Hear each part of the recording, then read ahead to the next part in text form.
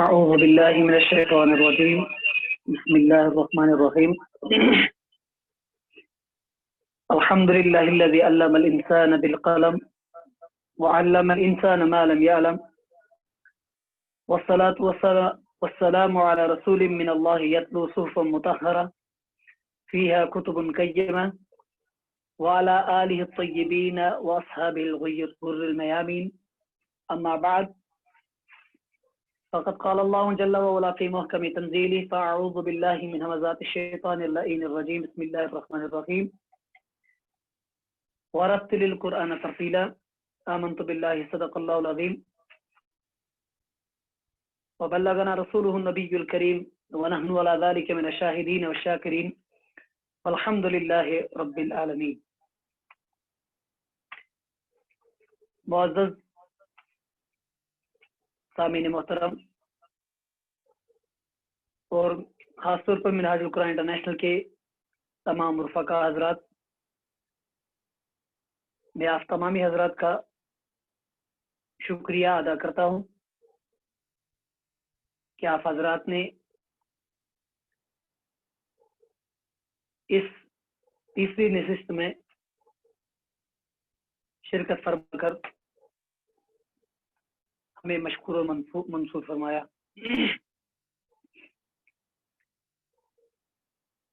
کل کی کلاس میں ہم نے مختصر میں اس کی طرف جاتے ہوئے تجوید کی تعریف پڑھی تھی، تاکہ آپ کو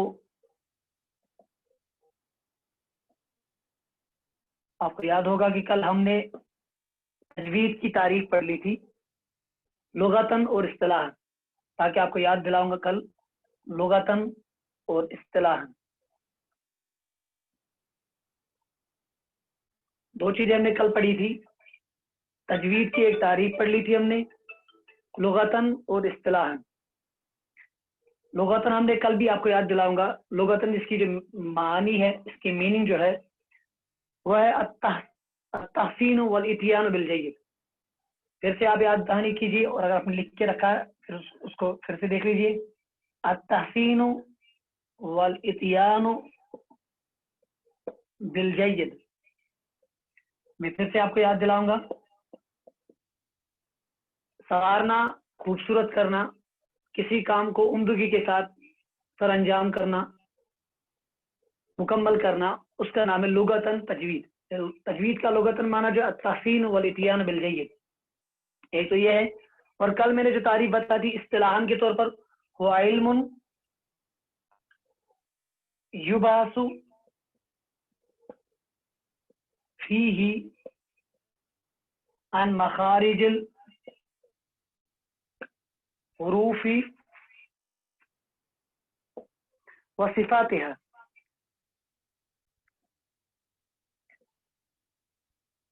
یہ کل کا درس ہے جو ہم نے پڑھا تھا لغتاً اصطلاحاً۔ ایک لغتاً ہم نے بولتا التحسین والاتیان بالجید، کسی چیز کو سنوارنا، خوبصورت کرنا، ایک عمدگی کے ساتھ اس کو کام کو انجام بجا لانا، انجام کرنا، مکمل کرنا عمدگی کے ساتھ، اس کو بولتے لغتاً تجوید۔ اور اصطلاحاً بولتے وہ علم یبحث فیہ عن مخارج الحروف، یہ ایک ایسا فن ہے، ایسا علم ہے، یبحث فیہ، جس میں بحث کی جاتی ہے، عن مخارج الحروف، حروف کے مخرجوں کے بارے میں، وصفاتها، اور ان کے صفتوں کے بارے میں۔ یہ کل کا درس ہے، یاد کر لینا، پھر سے دیکھ لینا۔ وان ترکی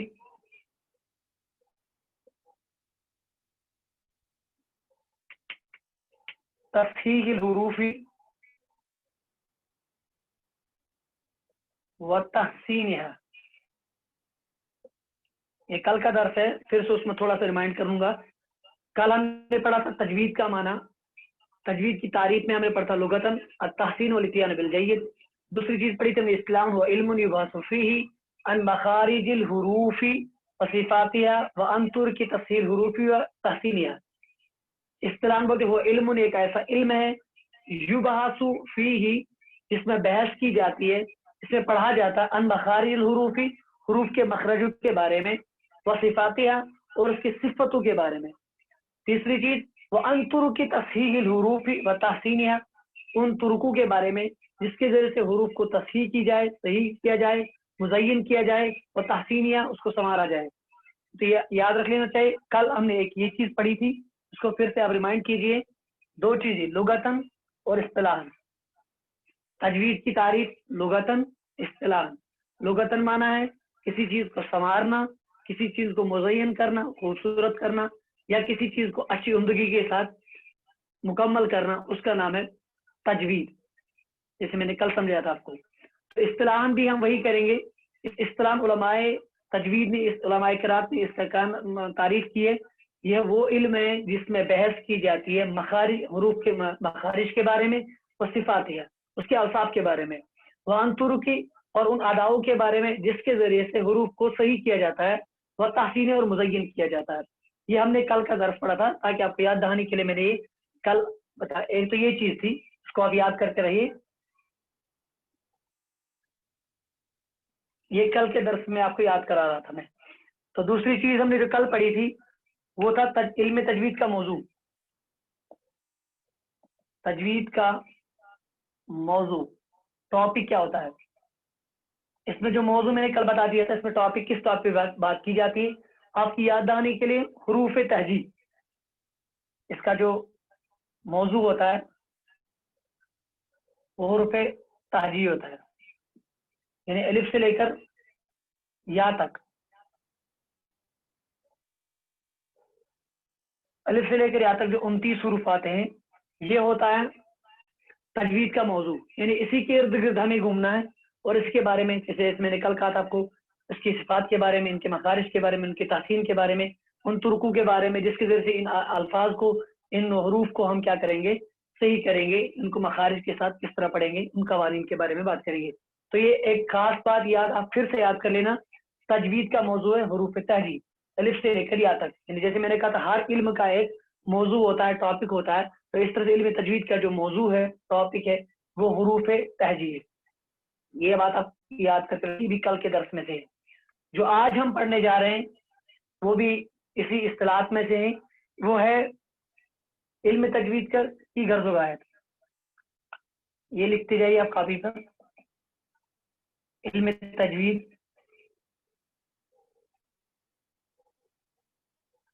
کی غرض و غایت.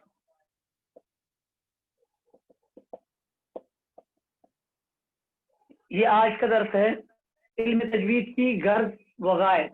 کیا مطلب ہے اس کا؟ علم تجوید کس مقصد, اس کا مقصد کیا ہے کہ ہم اس کو کیوں پڑھ رہے ہیں. کیونکہ آپ کو پتا ہونا چاہیے کہ جب کوئی چیز ہم کرنے جا رہے ہیں تو اس کا ہر کسی چیز کا ایک مقصد ہوتا ہے, مقصود ہوتا ہے. وہی اسی کا معنی ہے غرض و غایت. غرض کیا ہے ہمیں, غایت کیا ہے, انتہا کیا ہماری, ہمارا مقصود کیا ہے. وہ مقصود کو یاد کر لینا آپ کو ضروری ہے. اس کا مقصود کیا ہے کہ قرآن مجید کو ہم عربی لب و لہجے, عربی لب و لہجے,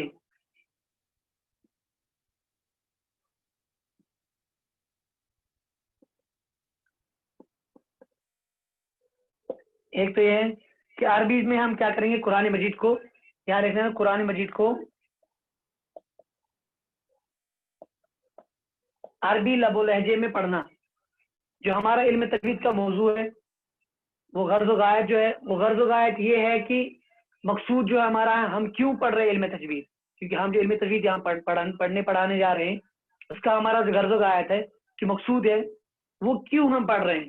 یاد رکھنا چاہیے علم تجوید کا جو غرض و غایت ہے, ہمارا جو مقصود ہے وہ یہ ہے کہ صرف کیا ہم قرآن پاک کو, جو ہمارا مقصد, اصل مقصد ہے کہ قرآن پاک کو ہم عربی لب و لہجے میں مطلب پڑھے, اور اس کے جو غلط اور مجہول طریقے ہیں, ان غلط اور مجہول طریقوں سے ہم بچ جائیں. یاد رکھ لینا, قرآن مجید کو عربی لب و لہجے میں پڑھنا, اصل بات یہ ہوتی ہے کیا مقصود, اور ان امور کو بجا لانا. یعنی جو اللہ تبارک و تعالیٰ کی طرف سے ہمیں حکم دیا گیا ہے ورتل القرآن ترتیلا, تو ہمیں ان امور کو بھی بجا لانا ہے جس کا ہمیں اللہ تبارک و تعالیٰ نے حکم دیا ہے. تو ضروری ہے کہ اللہ اگر اس چیز میں ہمیں, اگر اب ضروری ہے کہ انما الاعمال بالنیات, تمام اعمال کا دار و مدار نیتوں پر ہوتا ہے. اگر ہم اتنا ہی مطلب رکھیں گے عربی لب و لہجے میں قرآن پاک کی پڑھنا, تو اتنا ثواب حاصل نہیں ہوگا. لیکن اگر ہم اس کے ساتھ اللہ کی رضا, اللہ کی رضا بھی شامل رکھیں گے, یعنی اللہ کی رضا بھی ہے, ایک تو قرآن مجید کو عربی لہجے میں پڑھنا وہ تو کوئی بھی کر سکتا ہے، لیکن ہمارا جو امت مسلمہ کا ایک خاصہ ہے کہ ہم ہر کوئی کام جو ہمارا ہونا چاہیے وہ اللہ کی رضا کے لیے ہونا چاہیے. تو ضروری ہے کہ جو اس کی غرض و غایت ہے وہ قرآن مجید کو عربی لہجے میں پڑھنا، اور دوسری چیز اللہ کی رضا. اس میں اللہ کی رضا مقصود ہوتی ہے، کیونکہ مسلمان کی جو ہر کوئی چیز کام ہوتا ہے دین کے میں خاص طور پر وہ اللہ کی رضا کے لیے ہی ہونا چاہیے. تو لہذا آپ کو جو میں نے آج پڑھائی تیسری چیز جو آج میں نے پڑھائی آپ کو، علم تجوید کی غرض و غایت. اس کو آپ نوٹ کرتے جائیں اپنی کاپی پر. علم تجوید کی غرض و غایت کیا ہے، کیا مقصود ہے. یہاں پر میں لکھوں گا بیکٹ میں مقصود کیا ہے. علم تجوید کی غرض و غایت مطلب اس کا مقصود کیا، ہم کیوں پڑھ رہے ہیں، بس اتنا یاد رکھ لینا آپ. ہم پڑھنے جو جا رہے ہیں اس لیے کہ تاکہ ہم قرآن پاک کی تلاوت اچھے عربی لہجے میں کریں، تاکہ ان مجہول طریقوں کو ہم مٹائیں جو مجہول طریقے ہمارے اندر مشہور ہوئی ہے. کسی بھی انداز میں ہم قرآن پڑھتے ہیں، نہ ہمیں پھر الف کا پتہ ہوتا ہے، حمزہ کہاں پڑھتے ہیں، زبر زیر پیش کا پتہ ہی نہیں ہوتا ہے، ساکن کب کرنا ہے، اظہار کہاں کرنا ہے، اقلاب کہاں کرنا ہے، باقی چیز جو ہے. تو ان چیزوں کو ہمیں کیا کرنا ہے، ہمیں یاد کرنا ہے تاکہ جو عربی لیول ہے جائے قرآن پاک کا، جیسے آقا کریم نے فرمایا کہ قرآن کو اسی طرح آپ تلاوت کرو. اللہ بھی اسی کو پسند فرماتا ہے جس طرح قرآن کو حضور پر نازل کیا گیا ہے. تو جس طرح قرآن کو حضور پر نازل کیا گیا ہے تو اسی لب و لہجے میں پڑھنے کے لیے ہم کیا کر رہے ہیں، علم تجوید پڑھنا چاہ رہے ہیں ہم. اسی لیے یہاں پر اس کی غرض و غایت چاہیے. لہٰذا پھر سے آپ یاد رکھ لیں، تیسری چیز علم اصطلاحات میں سے وہ علم تجوید کی غرض و غایت. اس کا مقصود یہ ہے کہ قرآن مجید کو عربی لب و لہجے میں پڑھنا. ایک یہ ہے، دوسری ساتھ میں یہ رکھیں گے اللہ کی رضا. لیکن جب ہم اللہ کی رضا رکھیں گے ساتھ میں تو لامول اس میں ثواب میں دوبالا ہو جائے گا، اس میں ثواب میں زیادتی ہوگی. تو لہٰذا مولا اسی کے ذریعے سے ہمیں ثواب بھی ملے گا. تو لہٰذا قرآن مجید بھی اسی لیے پڑھا جاتا ہے تاکہ اللہ کی رضا حاصل ہو. تو لہٰذا ہم پہلے اللہ کی رضا رکھیں گے تو اس کے ساتھ ہمیں اس کے ذریعے سے کیا ملے گا، اس کے ذریعے ہمیں ثواب زیادہ ملے گا. تو پھر سے آخری مرتبہ پھر سے آپ کو سمجھا رہا ہوں، علم تجوید کی غرض و غایت جو ہے وہ ہے قرآن مجید کو عربی لب و لہجے میں پڑھنا اور ساتھ میں اللہ کی رضا. تو یہ جو دو نیتیں ہمیں اہم چیز ہے کہ علم تجوید سے ہمیں کیا فائدہ ہوگا کہ ہم قرآن پاک کو صحیح انداز میں تلاوت کر سکیں. تو یہ تیسری چیز تھی. اب چوتھی چیز جو میں آپ کو سمجھانے جا رہا ہوں تو یہ تھا آپ کو علم تجوید کی غرض و غایت. اب جو ہے اہم چیز ہوتا ہے جس کا ایک حکم ہوتا ہے، ہر چیز کا حکم ہے. مثال کے طور پر ہم قرآن پاک کو کتنا پڑھیں گے، کس طرح پڑھیں گے، اس کا ایک حکم ہے. علم تفسیر کو کیا پڑھیں گے، اس کے بارے میں کیا علماء کرام نے حکم رکھا ہے. یا اسی طرح سے باقی علم تفسیر ہے تو اس کا کیا حکم ہے. تو اسی طرح سے ہم لکھیں گے علم تجوید کا حکم. علماء کرام نے اس کے بارے میں کیا لکھا، علم تجوید کا حکم، علماء کرام نے اس کے لیے کیا حکم رکھا ہے ہمارے. تو لامحالہ ضروری بات حاصل کرنے کے لیے جو علم تجوید حاصل کرنا ہے اس کو آپ لکھیں گے فرض کفایہ. فرض کفایہ یعنی جو علم تجوید کا سیکھنا، اس کا حکم جو علماء کرام نے رکھا ہے اس کا سیکھنا فرض کفایہ. لیکن قرآن یہ ساتھ میں یہ بھی رکھے اس کا حکم سیکھنا تو یہ فرض کفایہ. فرض کفایہ کسے بولتے ہیں، جیسے آپ کو پتا ہوگا نماز جنازہ پڑھنا وہ فرض کفایہ. یعنی فرض کفایہ اس کو بولتے ہیں کہ اگر محلے کے مطلب گرد و نواح کے چند ہی مسلمان اس کو کیا کریں گے، بجا لائیں گے، اس عمل کو کریں گے تو سب کے لیے کافی پڑے گا. لیکن اگر کوئی بھی نہیں سیکھے گا تو لامحالہ سب کے سب لوگ جتنے بھی لوگ ہیں وہ سب کے سب گناہ گار ہوں گے. جیسے ہمیں نماز جنازے کے بارے میں حکم رکھا ہے اسلام نے، تو اس طرح سے یہ بھی علم تجوید کا سیکھنا فرض کفایہ. اگر بالکل کسی محلے میں کسی گاؤں میں سے کسی نے نہیں سیکھا تو لامحالہ جتنے بھی لوگ وہاں پر سب کے سب گناہ گار ہے. تو یہ فرض کفایہ اسی کو بولتے ہیں. تو اس کا مطلب یہ ہوا کہ جو وہاں پر جو ہمارے مطلب پڑوسی ہوں گے، جو ہمارے قریب میں ہوں گے، یا خود اپنے اندر یہ کوشش کرنی چاہیے فرض کفایہ سے ہٹ کے فرض عین، کیونکہ قرآن پاک کو تجوید کے ساتھ پڑھنا، یہ یاد رکھنا، قرآن پاک کو وہ فرض عین ہے. تو ضروری ہے مطلب اس کا جو علم حاصل کرنا، پورا علم حاصل کرنا وہ فرض کفایہ. کم و بیش اتنا قرآن تو علم تجوید کا حکم جو ہے وہ فرض کفایہ رکھا گیا ہے، اس علم تجوید کو سیکھنا. لیکن ساتھ میں ہمیں یہ بھی رکھنا جو قرآن پاک کی تلاوت ہے، قرآن پاک کی جو تلاوت کرنی ہے مع تجوید کے مطلب اسلوب کے ساتھ، مخارج کے ساتھ، باقی وہ تو فرض عین ہے. تو ضروری ہے کہ ہم کیا کریں گے، فرض کفایہ ہے، اس کا حکم ہے، لیکن قرآن پاک کو صحیح کرنے کے لیے، صحیح پڑھنے کے لیے تجوید کا سیکھنا فرض عین ہے، تو تبھی ہماری نماز بھی درست ہوگی۔ مثال کے طور پر میں آپ کو کہوں گا کہ جو قرآن پاک ہمیں پڑھنا ہے، نماز مثال کے طور پر سب سے اہم عبادت جو ہماری نماز ہے، قرۃ عینی فی الصلاۃ کے بارے میں آقا کریم علیہ الصلوۃ والسلام نے ارشاد فرمایا، تو جو نماز ہم پڑھنے جا رہے ہیں اس میں جو قرآن پڑھنا ہے وہ فرض ہے۔ یہ آپ کو یاد ہونا چاہیے، قرآن پاک کی تلاوت کر لینا، چاہے ایک آیت ہو یا چھوٹی بڑی ایک آیت ہو یا چھوٹی 3 آیت مبارکہ ہو، تو ان کو کیا کر لینا، تلاوت کر لینا، مقصود قرآن پڑھ لینا جو ہے نماز میں فرض ہے۔ پھر چاہے کوئی ایک سورت پڑھے، کوئی 3 آیتیں پڑھے یا کوئی بڑی ایک ہی آیت پڑھے، تو یہ پڑھنا تو فرض ہے۔ تو پتہ چلا کہ اگر جس کسی کا فرض مکمل نہ ہو تو اس کی نماز بھی مکمل نہیں ہوگی۔ تو اس لیے کوشش کرنی ہے، آج سے کوشش کرنی ہے کہ علم تجوید کو سیکھنا، مخارج کو سیکھنا، اس درس میں شامل ہونا۔ تو اس درس میں شامل ہونے کے ذریعے سے کیا ہوگا، آپ کو یہ دونوں چیزیں حاصل ہوں گی، فرض کفایہ آپ حاصل کریں گے، تو لیکن فرض کفایہ کے ذریعے سے فرض عین کو بھی نظر رکھنی ہے۔ قرآن پاک کی تلاوت کرنا فرض عین ہے، تو اس لیے ضروری ہے کہ فرض عین کو حاصل کرنے کے لیے آپ کو فرض کفایہ کو حاصل کرنا ضروری ہے۔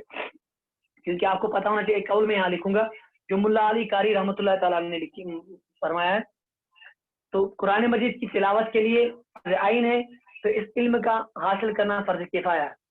تو قرآن مجید لیکن پڑھنا تجوید کے ساتھ تو فرض عین ہے، یہ خود بخود آپ سمجھے گی۔ لہٰذا میں ایک قول لکھوں گا ملا علی قاری رحمۃ اللہ، میں یہاں لکھوں گا ملا علی قاری رحمۃ اللہ جو صاحب شرح صحیح البخاری بھی ہے، انہیں کہا ثم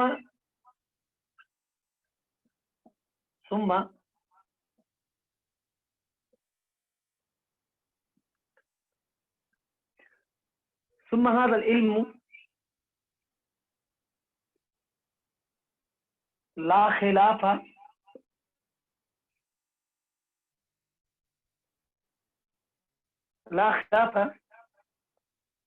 في أنه فرض كفاية فالعمل به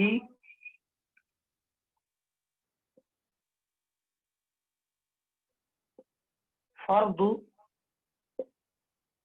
عین۔ یہ دو چیزیں یاد رکھنی۔ ملا علی قاری رحمۃ اللہ سے فرماتے ہیں کہ اس علم کا، یعنی علم تجوید کا، ثم هذا العلم، اس علم کا حاصل کرنا، لا خلاف فی، اس میں کوئی مخالف نہیں ہے، یعنی کسی چیز کا مطلب اختلاف نہیں ہے۔ کس معاملے میں؟ انہ فرض کفایت، یہ علم حاصل کرنا فرض کفایہ ہے، لیکن اس کے ذریعے اس پر عمل کرنا وہ فرض عین ہے۔ تو یاد رکھ لینا، ثم هذا العلم لا خلاف فی انہ فرض کفایت فالعمل به فرض عین۔ یہ جو علم ہے، علم تجوید کا حاصل کرنا، تو علم حاصل یہ فرض کفایہ ہے، لیکن اس پر عمل کرنا فرض عین ہے۔ تو علم حاصل کرنے کے بعد تو ہمیں اب فرض کفایہ کی طرف ہم جا رہے ہیں، لیکن اس فرض کفایہ کے ذریعے سے ہمیں ایک عظیم فرض حاصل ہوگا، وہ فرض عین حاصل ہوگا۔ لیکن اگر ہم فرض کفایہ پہ ہی عمل نہیں کریں گے تو لا مولا ہم اس چیز سے بھی فوت ہو جائیں گے۔ تو ضروری ہے فرض عین کو حاصل کرنا، فرض کفایہ کو حاصل کرنا، اس کے ذریعے سے ہمیں یہ مقصود حاصل ہوگا۔ میری بات سمجھنے کی کوشش کریے، علم تجوید کا جو حکم ہے، اسلام نے جو اس کا حکم رکھا ہے وہ فرض کفایہ ہے، اتنا یاد رکھ لینا، فرض کفایہ ہے، اور قرآن پاک کی تلاوت کرنا وہ فرض عین ہے، یاد رکھ لینا۔ علم تجوید کا حکم یہ ہے کہ فرض کفایہ ہے، اور اس پر عمل کرنا، یعنی عمل کرنا وہی مطلب یہاں پر قرآن پاک کی تلاوت کر لینا وہ فرض عین ہے۔ اس لیے میں نے یہاں پر بات لکھی تھی ایک ملا علی قاری رحمۃ اللہ تعالیٰ کی، ثم هذا العلم لا خلاف فی انه فرض کفایت فالعمل به فرض عین، یاد رکھ لینا۔ فرماتے ملا علی قاری رحمۃ اللہ تعالیٰ، اس علم میں کہ حاصل کرنے میں جو علم ہے فرض کفایہ، یہ حاصل کرنا ہر کسی کے نزدیک اس پر اتفاق ہے، چاہے کسی بھی مذہب کا عالم ہو، ہر مذہب کے عالم کے نزدیک یہ حاصل کر لینا فرض کفایہ ہے، لیکن اس پر عمل کرنا، اس فرض کفایہ پر عمل کرنا فرض عین ہے۔ تو قرآن پاک، اس کا مطلب یہی ہوا، مختصر میں وہی بات کروں گا کہ جو علم تجوید کا حکم ہے وہ فرض عین ہے، اور جو فرض کفایہ ہے، پڑھ لینا فرض کفایہ ہے، لیکن اس کے ذریعے عمل کر لینا وہ فرض عین ہے۔ یہ بات آپ اہم یاد رکھ لے گا۔ اس لیے जैसे आला हजरत इमाम अहमद रजा फाजिल बरेलवी अलैहि रहमत उनकी एक बात भी है, वही लिखूंगा मैं, बरकतन उनकी एक बात लिखूंगा यहाँ पर। उन्होंने कहा कि इल्म तजवीद सीखना, इल्म तजवीद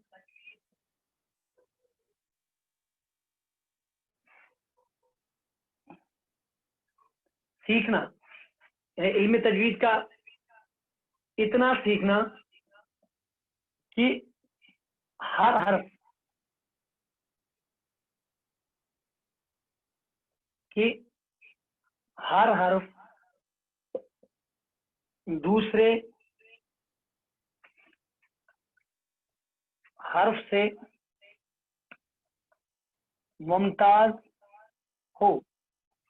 तो अल्लाह ने फरमाया ये फर्ज आइन है।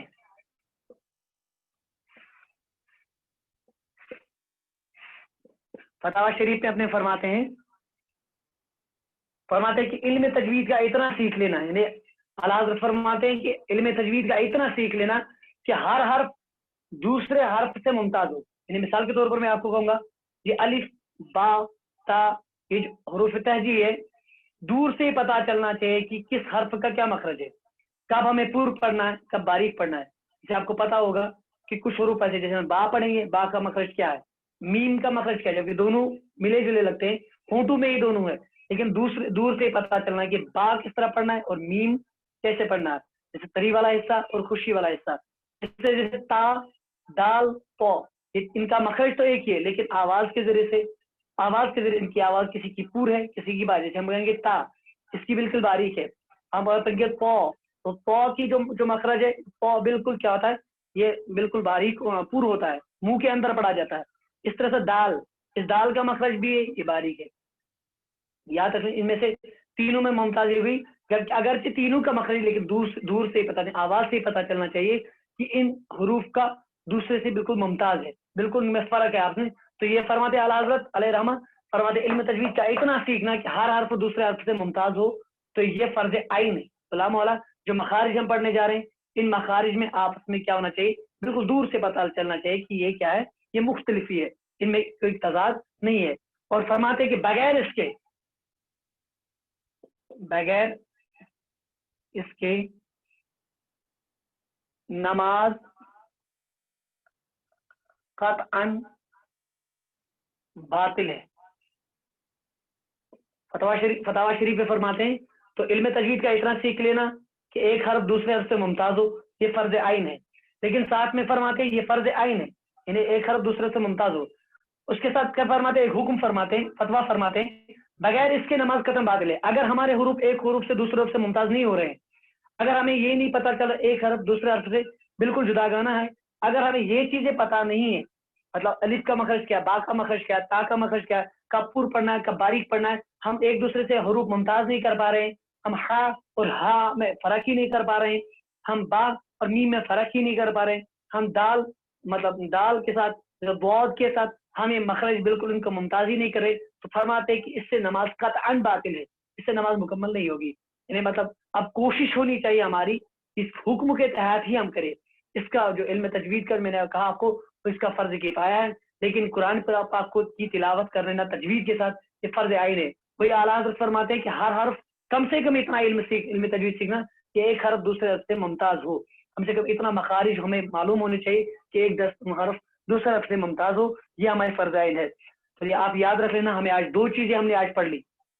एक था इल्म तजवीद की गर्ज़ गायत, इल्म तजवीद के गर्ज़ गायत है कि हम कुरान पाक को अरबी लहजे में पढ़े, ये बात याद रख लेना। या आज जो अहम हमने पढ़ लिया वो इल्म तजवीद की गर्ज़ गायत, इसका मकसूद क्या है, मकसूद यही है कि हम कुरान पाक की जो तिलावत करें वो एक अरबी लहजे में हो, दूसरा जो इसमें नीयत रखनी है वो अल्लाह की रजा है, तो इसके जरिए से हमें सवाब ज्यादा मिलेगा, तो इसमें और बरकतें हासिल होगी। तो एक ये पढ़ लिया हमने। दूसरा जो हमने पढ़ लिया वो इल्म तजवीद का हुक्म, इल्म तजवीद का हुक्म जो है पढ़ना, इसका फर्ज किफाया है। मैं फर्ज किफाया की फिर से तारीफ करूंगा। फर्ज किफाया उस फर्ज को कहते हैं कि अगर एक ही मुसलमान वहां पर क्या करे, अदा करे, तो सब इससे बरी होंगे। अगर कोई भी इल्म तजवीद को नहीं पढ़ेगा, इस फर्ज किफाया को नहीं अदा करेगा, तो सब के सब लोग गुनहगार होंगे, इसको फर्ज किफाया बोलते हैं। और फर्ज आइन इसको हर किसी को लामोला करना है, तो इसलिए ये जो क्या करना है, उसका हुक्म यही कि इस इल्म तजवीद का हासिल करना फर्ज किफाया है, और इसका जो हुक्म है, कुरान पाक का जो हुक्म है तिलावत तजवीद के साथ पढ़ना, वो फर्ज आइन है, ये हुक्म है। तो इसलिए हम फर्ज किफाया को हासिल करेंगे। इस फर्ज किफाया के जरिए से ही हमें फर्ज आइन हासिल होगा। तो कुरान मजीद हम तभी तिलावत अरबी लबुल लहजे में पढ़ेंगे, मतलब तजवीद के साथ तभी पढ़ेंगे जब हमारे पास तजवीद होगा। जब तजवीद ही नहीं है तो हम कुरान पाक की क्या तिलावत करेंगे? तो इसलिए हम क्या करेंगे, तभी हमें सवाब भी मिलेगा, और मजहूल चीजों से हम बच भी तभी सकते हैं जब हमारे पास इल्म तजवीद का इल्म हो। अगर इल्म तजवीद का इल्म हमारे पास नहीं है तो लामोल हम गुनहगार ठहराए जाएंगे, हमें पता ही नहीं होगा कि कब लहने जली है, तब कब लहने खफी है। तो इसलिए लामोला याद रख लेना, ये जरूरी चीजें थी। तो इसलिए मैं आपको फिर से आला हजरत की बात फिर से बोलूंगा, इल्म तजवीद का इतना सीखना क्या हर हर्फ दूसरे हर्फ से क्या वो मुमताज हो, ये फर्ज आइन है। और इस चीज पर अमल करना, और अगर नमाज पढ़ ली इसी तरह पर उसके हरूफ एक दूसरे से मतलब मुमताज नहीं हो रहे तो नमाज भी बातिल हो जाएगी। अल्लाह ताला की बारगाह में यही दुआ कि अल्लाह तबारक व तआला हमारी इस काविश को कबूल और मंजूर फरमाए। हमें अलैना इल्लल बलागुल मुबीन। अस्सलामु अलैकुम व रहमतुल्लाहि व बरकातुहू।